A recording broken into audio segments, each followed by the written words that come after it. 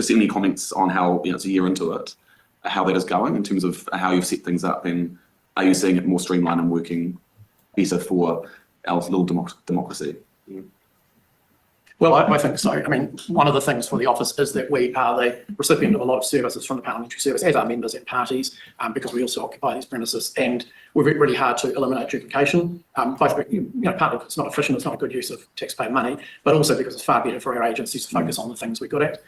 In our case, supporting the House and committees and working on parliamentary engagement, and the Parliamentary Service provides a wider range of functions, and many of those support us. So it's an ongoing piece of work, but I think it is important we don't duplicate services. That wasn't the case when Raph and I came into our roles, and it is something we both agreed to focus on. Yeah, we've worked really hard in making that happen.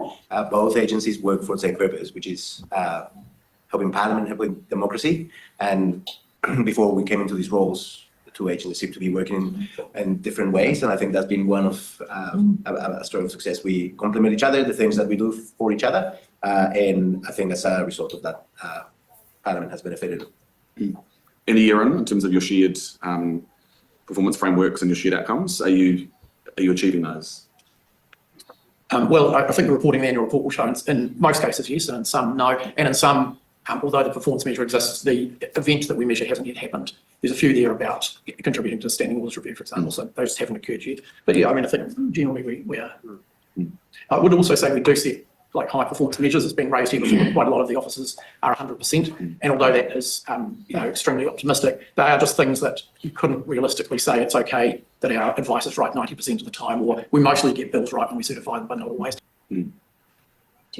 Well, just finally, in terms of crossover with staff, does that happen? An example of when submissions close on a bill and obviously the system's heaving, or when those submissions have to be assessed, etc. Have you been able to streamline that in terms of working together and having a strategic plan? Yeah, there have been staff from the Parliamentary Service do often help the office in times of peak workload.